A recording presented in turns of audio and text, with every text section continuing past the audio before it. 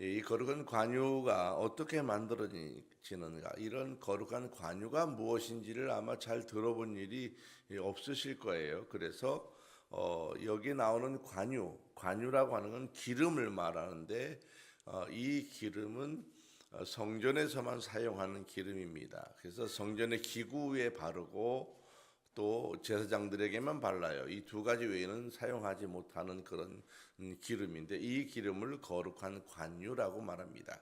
이 관유는 어떻게 만들어지느냐, 그 재료가 쭉 나오는데, 자, 이제 막연하기 때문에 그림을 보면서 여러분에게 이제 설명을 해 드리려고 합니다. 그래서 먼저, 자, 띄워줘 보세요. 자, 이것이 뭐냐면 모략나무예요. 모략. 예, 우리는 모략이라고 하는 것을 한 번도 본 일이 없어요. 이것은, 이 모략나무는 우리나라에는 없습니다. 주로 아프리카나 이런 데 있는 나무인데, 그 나무의 껍질에서 수지가 나와요. 액이 나와요. 송진처럼 액이 나와서 그 액을 채취해서 쓰는 것이 모략인데, 그 이름은 원래 미르라라고, 원래 원어는 미르라라고 말하는 것인데, 그것을 우리가 보통 모략이라고 말합니다. 자, 우리가 이 거룩한 관유에 대해서 이제 이야기를 들을 때 첫 번째 나오는 것이 모략인데, 이 모략은 그 모략 나무에서부터 이 수지를 채취해서 만드는 거예요. 그걸 정제해서 만드는 것인데, 이것은 주로 방부제로 많이 쓰이게 되고요. 고대에서는 주로 미라를 만들 때 많이 썼던 재료가 바로 이 모략입니다. 성경에 보면, 신약 성경에 보면 동방 박사들이 예수님이 태어나셨을 때에 모략을 드리죠. 유향과 모략, 나드향 이런 것들을 이제 드리게 되잖아요. 거기서 나오는 이 모략이 그렇습니다. 두 번째 사진으로 이제 가보세요. 두 번째 사진은 이 어떻게 나무에 수지가 나오는지가 보여집니다. 그 수지에 보이시죠? 수지, 동글동글한 수지가 나와요. 그 수지 동글동글한 게 나오죠. 제가 이걸 보면서 우리 벚꽃나무에도 저런 게 나오는데, 벚꽃나무 보셨습니까? 벚꽃나무는 저런 게 나오죠. 맞아요. 그런 게 나와요. 벚꽃나무 나오는 수지도 사람이 먹을 수 있는 거예요. 자, 이것이 모략입니다. 또 이제 넘어가 보세요. 어떻게 생겼는지 한번 그림을 보시면, 모략이 어떻게 생겼는가 한번 넘어가 보세요. 그림을 한 장 더 넘기시면 또 나와요. 자, 이렇게 생겼어요. 알로 동글동글하게 이렇게 생겨서 여러 가지 그 색깔이 좀 다르지요. 색깔이 나무마다 조금씩 차이가 있습니다. 이런 알갱이로 주로 되어져 있습니다. 자, 이 모략은 한약재 같은 그런 약재고요. 동의보감에도 이 모략이 나옵니다.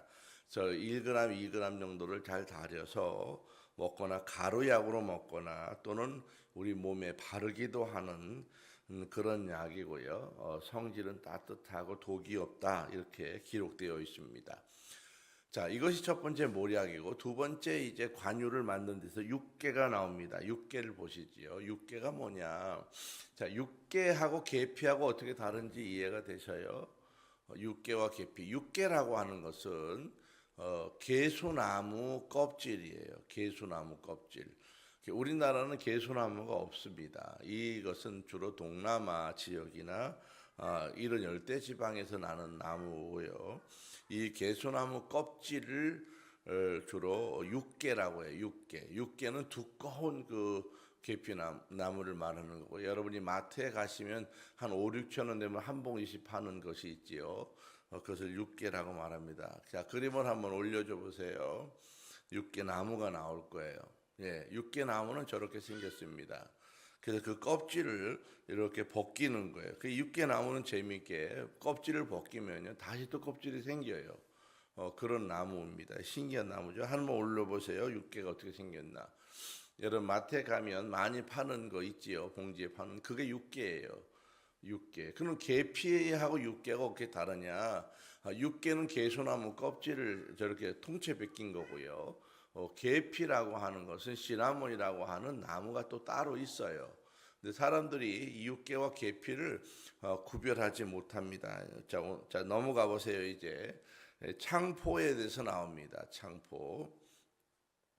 자, 창포. 그럼 우리가 창포 그러면 5월 단어가 되면은 그 머리 감는 거를 창포라고 하잖아요. 예. 근데 여기서 말하고 있는 창포는 여러분이 생각하고 있는 우리나라의 5월 단어에 삶아서 머리 감는 그 창포를 말하는 게 아니에요. 예, 여기서 말하고 있는 이 창포라고 하는 것은 정확하게 어떤 식물인지 알 수 없어요. 그런데 그 당시에 보통 가지고 있었던 또 많이 쓰는 그런 기름이 킴보 포곤 마르티니라고 하는 그런 식물입니다. 이것은 그 팔마로사라고 하는 이름으로 알려진 단연색 초본 식물인데 이것을 말려가지고 그것을 기름으로 빼서 향유를 만드는 거예요. 또는 우리가 많이 아는 레몬그라스라고 하는 그 향이 있습니다. 레몬그라스가 굉장히 향이 좋은데 바로 이 창포가 레몬그라스 같은 그런 향품을 말하는 것입니다. 그래서 우리가 창포 그러면 우리나라에서 나는 그런 창포를 말하는 게 아니라고 하는 것입니다. 어떤 분들은 그거를 잘못 이해해가지고 우리나라에서는 창포라고 이해를 하는데 실제는 그렇지 않고요. 그것으로 이 향유를 만들지는 않았습니다. 자, 그래서 이런 향을 가지고 이제 그림은 다 봤어요. 예, 이런 향을 관유를 이제 만드는데 하나 더 있어요. 진짜로 그림 하나 더 있어요. 좀 한번 올려보세요. 하나 더 올리시면 있을 거예요. 자, 그렇죠. 거기에요. 거기 보시면 이제 그 향유 기름이 모략은 모략나무 수지라고 그랬지요. 모략나무 수지를 500세켈이다. 500세켈. 500세켈은요. 1세켈이 11.7g 정도 되는데 보통 10g 정도로 이해하면 돼. 1세켈이 10g 정도 이해를 하면 모략은 500세켈이니까 5kg 정도가 나오고요. 육개는 250세켈이니까 2.5kg, 창포가 2.5kg, 계피가 5kg, 감람류가 1흰이라고 하는 것은 3.7리터를 말합니다. 우리가 1.5리터짜리 2개 정도 된다고 보시면 돼요. 물병 큰 거 2개 정도 기름을 넣는다. 여기서 보면 거기 육개가 나오고 계피가 나오는데 이 계피 그러면 여러분들이 그 커피점에 가면은 그 계피 가루를 살짝 뿌려주잖아요. 그 계피 가루는 시나몬이라고 말하지요. 그 시나몬이라고 말하는 것을 계피라고 말하는 거고요. 우리가 한약적인 재료나 이런 것들을 가지고 한약을 만들 때 쓰는 것을 육개라고 말해요. 그래서 조금 다릅니다. 육개는 독성을 갖고 있고요. 계피는 독성이 없고 그렇습니다. 그 차이가 있어요. 자, 이제 그림은 다 봤어요. 저렇게 해서 관유를 만들어요. 그러면 도대체 이 관유가 얼마나 될까? 한 20kg 정도 되는 거예요. 기름으로 말하면. 이걸 다 섞으면 20kg 돼요. 20kg면 큰 우리가 말통이라고 그러잖아요. 20리터의 말통이라고 하잖아요. 큰 통으로 하나 정도 되는 거다. 그 정도의 기름을 섞어서 만들어서 보관하고 있다가 그것을 어디다 바르느냐? 성전에 들어갔을 때 성전 기구에다 다 바르는 거예요. 다 성전 기구에다. 물두멍에도 다 겉에 다 발라야 되고 등대 또는 떡상 또 거기에 뭐 향단 또 거기 보면 법궤 이런 데다가 다 발라야 되는 것이고요. 한 번만 바르느냐? 아니요. 주기적으로 발라야 되는 거예요. 그럼 왜 바르느냐? 이것을 바르는 가장 중요한 이유는 그 향기가 그 안에 가득하기 위해서 이 향을 바르고요. 자, 이것을 발라놓으면 거룩해진다. 그 얘기는 오염되지 않는다는 거예요. 곰팡이나 이런 것들이 생기지 않고 벌레가 유입되지 않아요. 벌레가. 그래서 이것을 가지고 이제 발라놓게 되는 것입니다. 자, 이것이 관유에 관한 이야기고 관유를 그렇게 제조했습니다. 자, 여러분 이제 이 관유가 무엇인지 이해가 다 되셨지요? 이 관유를 이해를 해야만 이 설교를 정확히 이제 이해하고 들을 수 있습니다. 자, 오늘 성경에 나오는 이 관유가 쭉 나옵니다. 혹시 여러분이 오늘 본문을 쭉 읽으면서 창포 이게 나올 때에 이 창포가 우리나라의 창포냐? 그건 아니다. 이렇게 이해를 하고 들으셔야 합니다. 자, 여러분 사람마다 독특한 향취가 있어요. 우리나라 사람들은 세계적으로 특이한 거는 냄새가 거의 없어요. 한국 사람은 옛날에는 사람들이 마늘 냄새가 난다는 등 김치 냄새가 난다는 등 그랬어요. 옛날에는 잘 씻지 못해서 그럴 수 있지만요.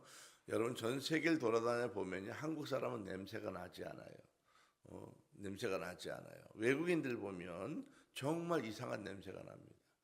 꼭 노린내 같은 게 나요. 외국인들은 하나같이 납니다. 그래서 향수가 꼭 필요해요. 향수가. 외국의 아름다운 여자들도요, 다 이런 암내가 다 나요. 안 나는 사람이 없어요. 특이하게 몸에서 나는 거예요. 그거는 우리가 보기에 예쁘긴 하지만은 실제로는 그런 냄새가 그들에서 나고 있다. 한국 사람은 냄새가 안 납니다. 외국인들도 굉장히 놀라는 것 중에 하나예요. 자, 그래도 나름대로의 냄새가 있습니다. 사람마다 있어요. 부부간에 보면요, 아내가 가지고 있는 냄새가 있고 남편이 갖고 있는 냄새가 독특한 냄새가 다 있습니다. 자, 이런 향취를 가지고 있는 것인데 어떤 사람에게는 또 나름대로의 그런 인간적인 포근함의 향취가 있어요. 우리가 나는 이 코로 맡는 냄새 말고 마음으로 느끼는 향취가 있습니다. 또 어떤 사람은 고단한 땀 냄새로 참 그런 냄새가 또 그 사람에게 있을 수 있습니다. 성경은 우리 그리스도인들을 향해서 뭐라고 말씀하느냐 하면 너희는 그리스도의 향기다. 이렇게 우리에게 말씀합니다. 여러분에게는 어떤 향기를 여러분 풍기며 살아가고 있습니까? 여러분들은 여러분들 모르게 여러분 스스로 여러분 입술과 마음과 얼굴 속에서 풍기는 여러분의 냄새가 있습니다. 오늘 본문에서는 성막에서 사용할 수 있는 거룩한 관유를 만드는 법을 구체적으로 말씀하는데 이 관유는 아무나 만들면 안 된다는 거예요. 또 아무에게나 바를 수 없다. 이것은 반드시 구별된 성막의 기구와 성막을 섬기는 제사장들에게만 발라야 된다. 그렇게 분명히 성경은 규정하고 있습니다. 이 거룩한 기름이라고 하는 것은 바로 오늘날에 와서 우리에게 임하는 거룩한 성령의 기름 부으심을 의미합니다. 그래서 우리 주의 성도들에게 세상 사람들과 분명하게 구별되는 것은 나에게 성령의 거룩한 기름 부으심이 있을 때 그리스도인이라고 말할 수 있습니다. 오늘 말씀을 통해서 두 가지를 우리가 꼭 봐야 되는데, 하나는 우리가 어떻게 하나님 앞에 거룩한 존재로 세워질 수 있는가, 그거예요. 두 번째로는 우리 인생에 어떤 기름이 부어져야 되는가, 이것을 세 가지로 이제 나누어 보려고 합니다. 첫 번째입니다. 우리가 어떻게 하나님 앞에 거룩한 존재로 세워질 수 있느냐. 여러분이 하나님 앞에 거룩한 존재로 세워지기를 원한다면 우리가 첫 번째 해야 될 것은 최고의 가치를 드리는 헌신이 요구됩니다. 하나님 앞에 관유를 만들 때에 최고의 향재료를 가지고 하나님이 정해주신 분량대로 만들었습니다. 모략은 500세켈입니다. 5kg나 돼요. 육개는 2.5kg가 되고 장포, 감람류 어마어마한 양을 여러분 만들어야 합니다. 그런데 우리가 생각하기에 과연 이게 얼마치나 될까? 이게 얼마치나 될까? 지금 우리가 올리브유가 돈만 주면 얼마든지 싸게 살 수 있지만요, 이 고대에는 이 올리브유 하나 만드는 것도 사실은요 굉장한 작업이에요. 그걸 다 으깨야 되고 짜야 되고요, 쉽지 않은 작업이에요. 또 이 최고급 이 올리브유를 얻는 것은 쉬운 게 아닙니다. 정제를 거쳐야 되는 것이고, 이 모략도 여러분 얼마나 많은 수지를 얻어야 됩니까? 근데 이것이 지금 이 광야 가운데 나는 것들이 아니라는 거예요. 이것들은 먼 지방에서부터 가져오는 것을 이제 구해야 되는 거예요. 아시아에서 구해야 되고요. 아프리카에서 오는 것을 상인들로부터 각종 이런 것들을 구해야 되는 거예요. 이 광야 가운데 나는 게 아니에요. 자, 이것을 다 구하기까지는 어마어마한 시간과 돈과 노력이 필요한 것입니다. 이 재료들을 여러 가지로 수입해서 만들기까지는 엄청난 재화와 엄청난 시간들과 엄청난 수고가 있어야 됩니다. 이 값비싸고 고급진 특상품을 가지고 하나님 앞에 이 관유를 만들어서 드렸다. 하나님께서는 고귀하시기 때문에 바로 하나님의 백성된 우리에게도 하나님 앞에 드릴 때에 존귀함에 걸맞는 마음으로 하나님 앞에 나오기를 원하는 거예요. 여러분이 하나님 앞에 나올 때에 우리 하나님이 존귀하시기 때문에 거기에 걸맞는 모습으로 나오는 거예요. 이것이 바로 하나님 우리에게 원하시는 것입니다. 우리가 하나님 앞에 드리는 어떤 것이 있어도 하나님께 드릴 때 이게 남으니까 갖고 왔다. 아니에요. 또 버리기에는 좀 아까우니까 쓰던 거라도 좀 갖고 왔다. 여러분 이것은 좋은 방법들이 아닙니다. 하나님 우리 삶 속에서 가장 귀한 것으로 받으시기 원하시는 거예요. 왜냐하면 본인이 우리 하나님이 존귀하시기 때문에. 그래서 내가 하나님 앞에 나오는 모습도 존귀한 모습으로 나와야 되는 거예요. 내가 하나님 앞에 나올 때 좋은 옷을 입고 잘 정장을 갖춰 입는 것 또한 바로 뭐예요? 우리 하나님이 존귀하기 때문에 내가 존귀한 모습을 갖추고 하나님 앞에 나오는 것입니다. 우리는 아무렇게나 와서 예배를 드리는 것은 별로 그렇게 좋은 일이 아니에요. 왜? 하나님이 그렇게 오기를 원하지 않으신다는 것입니다. 성막에 드려지는 관유도 최고의 고급진 것으로 준비하게 하셨고 이 관유가 향기나게 만드셨고 고급진 향기를 풍기도록 만드셨습니다. 우리의 삶의 향기가 여러분 그렇습니다. 우리의 모든 소유 중에서 가장 가치 있는 그런 삶을 뽑아서 하나님 앞에 드릴 때 비로소 거룩한 향기가 나의 삶 속에서 시작됩니다. 여러분은 어떤 향기가 있습니까? 내 삶 속에 아름다운 향을 드릴 수 있는가? 윌리엄 보든이라고 하는 사람이 있습니다. 이 사람은 19세기 사람인데 미국의 백만장자의 아들이에요. 미국의 낙농업의 거부의 가문의 후계자였던 이 윌리엄 보든인데 이 사람이 얼마나 부자였느냐 하면 고등학교를 졸업할 때 아버지가 야 보든 너는 앞으로 세계를 좀 돌아보고 와라. 그래서 세계 일주를 시켰어요. 고등학교 졸업하고 고등학교 졸업 선물로 세계 일주를 보내준 거예요. 이 보든이 그 아버지의 은혜를 입어서 이제 전 세계에 여행을 가는데 특별히 이가 이 고등학교 때 하나님의 은혜를 받았어요. 그래서 선교지를 돌아보게 됩니다. 돌아봐요. 선교지를 돌아보면서 그의 마음속에 예수님 없이 살아가는 사람들의 삶을 보면서 내가 이제 예수님 앞에 내 몸과 마음을 드리고 저 영혼들을 내가 구원해야 되겠다. 그런 마음을 고등학교 때 품게 됩니다. 그리고 나서 이 고등학교 때에 자기 성경책에 자기의 이 각오를 써놔요. 그게 뭐냐면 이렇게 씁니다. 하나도 남김없이. 첫 번째가 그거예요. 두 번째는 절대로 후회하지 않고 이렇게 씁니다. 그래서 하나도 남김없이라고 하는 것은 내가 나의 모든 재산을 하나도 남김없이 주를 위해서 쓰겠다라고 결단합니다. 또 절대로 후회 없이라고 하는 말은 내가 하나님의 일을 위해서 선교지로 나가는데 내가 나갔다 어떤 일을 당해도 난 절대 후회하지 않겠다라고 결단해 놓습니다. 그래서 이 고든이 무슬림 선교를 위해서 이제 무슬림 언어를 아랍어를 배우기 위해서 이집트로 가게 됩니다. 이집트에 가서 이제 아랍어를 배워요. 그런데 안타깝게도 이곳에서 뇌수막염을 앓게 돼요. 풍토병에 걸려서. 그래서 25 꽃다운 나이에 그만 이 고드는 사망하게 됩니다. 실제로 선교를 해보지 못했어요. 얼마나 안타까워요. 사람들이 낭비라고 말했습니다. 그런데 이 고든의 성경책 마지막 장에는 뭐라고 이야기했냐면 절대로 후회 없이라고 하는 말을 적어 놓았습니다. 25살에 그가 비록 선교를 하지 못했지만은 자기는 후회 없이 하나님 앞에 섰다라고 그렇게 기록합니다.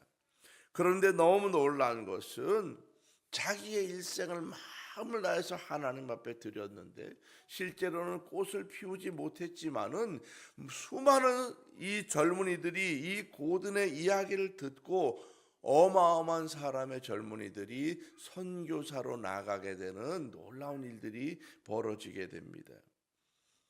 그래서 전 세계의 많은 사람들이 이제 거룩한 관유의 향기가 되어서 고든의 뒤를 이어서 선교의 역사들이 펼쳐지게 됩니다. 사랑하는 여러분, 여러분들의 시간과 또 재능과 물질 중 가장 귀한 것을 여러분은 하나님 앞에 드리고 계십니까? 우리가 하나님 앞에 드릴 거룩한 관유가 있어야 합니다. 두 번째로 일상을 성소로 바꾸는 구별이 필요합니다.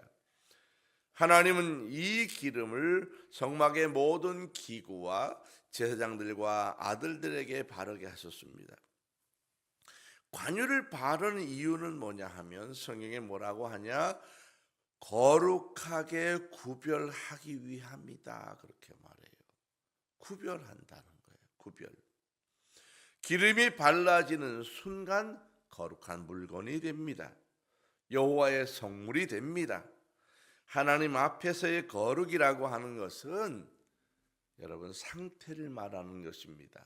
어떤 상태냐? 내가 거룩한 상태가 된다.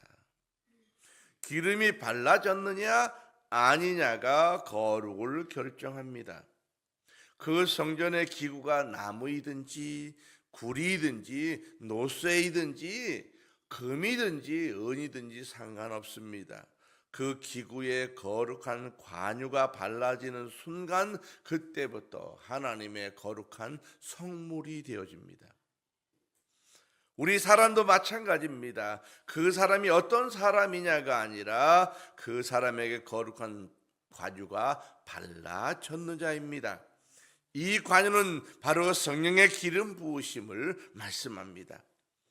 성령의 기름 부으심을 받은 사람이 하나님의 사람입니다. 성령의 인도하심을 따라 살아가는 사람이 하나님의 사람입니다. 성령을 통하여 하나님의 음성을 듣고 그 안에서 살아가는 삶을 말씀합니다. 성령의 기름 부으심을 받은 사람의 삶은 분명히 달라집니다. 성령의 기름 부으심을 받은 사람은 가정에서 평범하게 청소를 한다 할지라도 그 청소 자체가 하나님 앞에 거룩한 예배가 될 수 있습니다.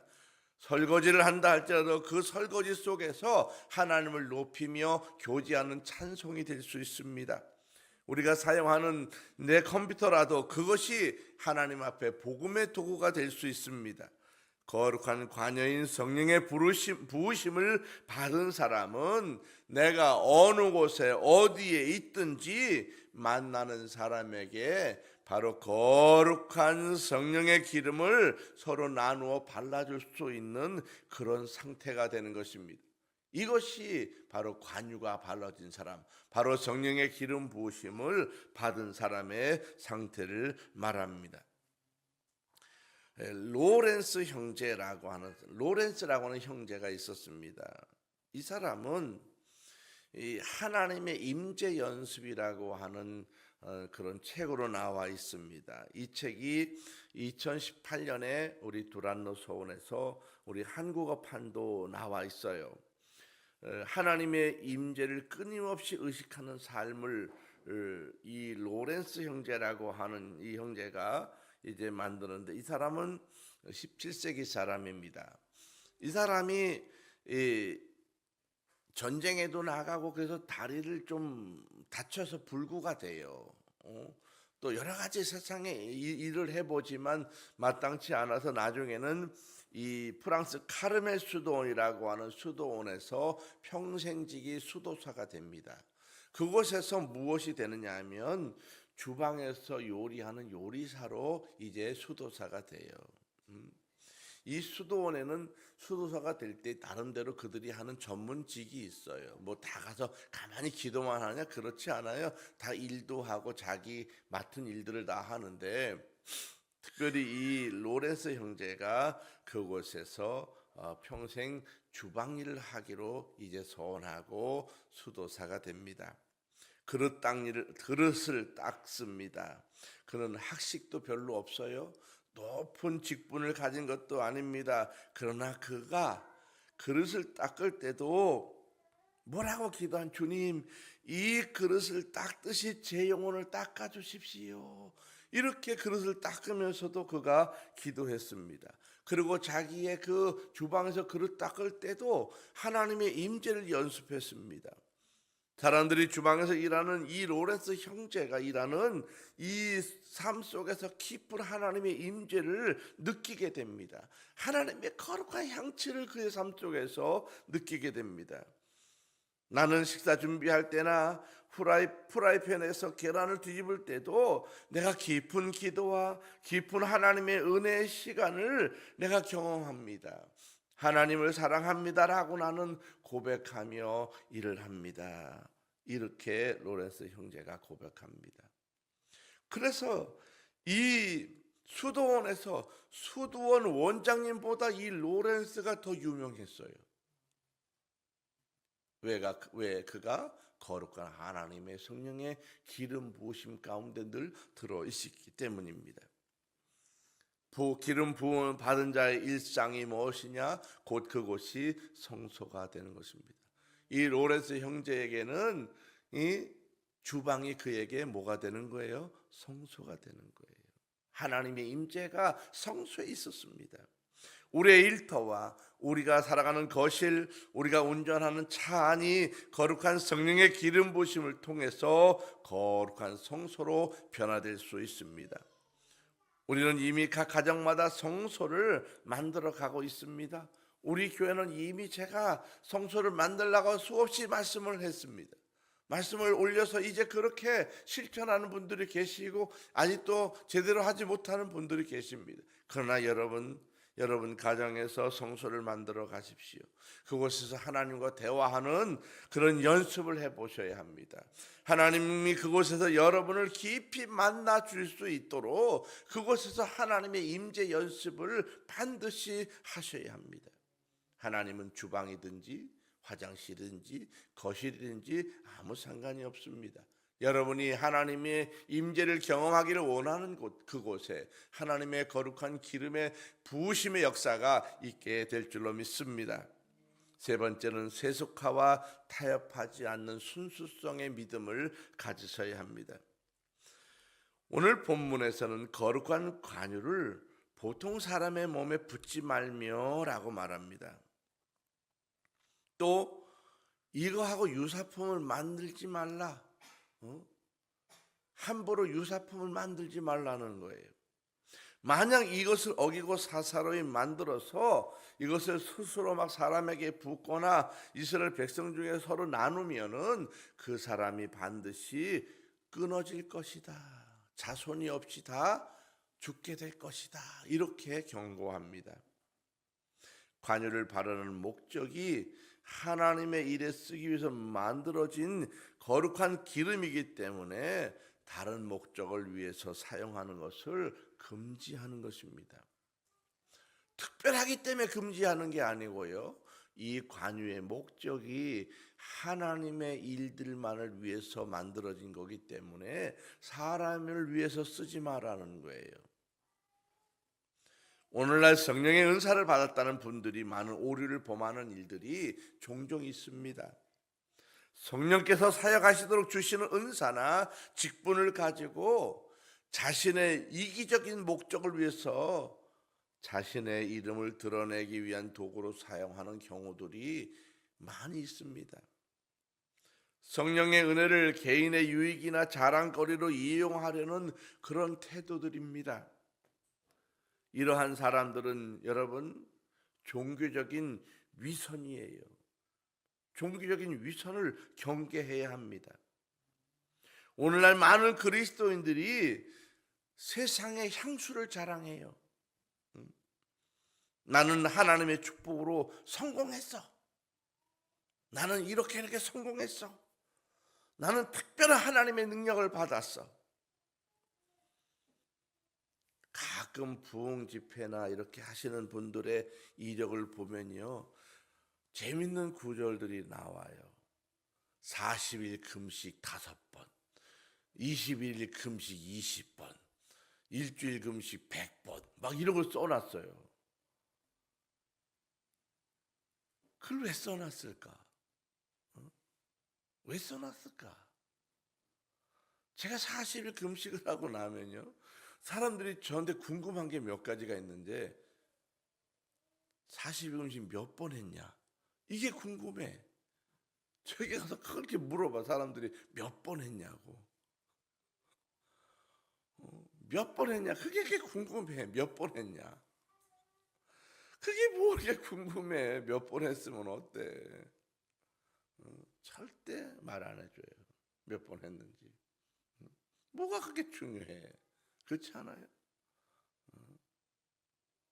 그냥 어쩌다가 했다고 그러고 말지 뭐 그런 거 중요해. 하나님이 특별한 뭐가 있냐? 이렇게 궁금해. 아니 아무 없다고, 나 배고팠다고 그냥 그러고 말아요. 우리가 하나님 앞에 서서 종교적인 위선을 떠는 사람이 많아요. 은사를 받으면 은사를 받은 사람이 마치 자기가 특별한 어떤 능력을 갖춘 것처럼, 자기만 그런 거 있는 것처럼 막 과시하고 의시되고, 막 사람들 오면 야단치고 막 반말하고 그런 분들 많아요. 그런 분들이 의외로 굉장히 많아요. 여러분, 사람들이 막 그래요. 내가 하나님의 특별한 능력을 받았다, 막 이렇게 자랑하는 사람들, 세상의 것들을 막 드러내요. 입으로는 거룩을 외쳐요. 거룩하지 않은 거예요.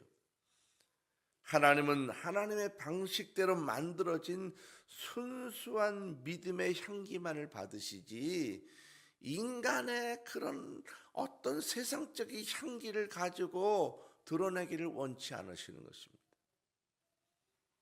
여러분, 돈이 있어도 겸손하게 살아가세요.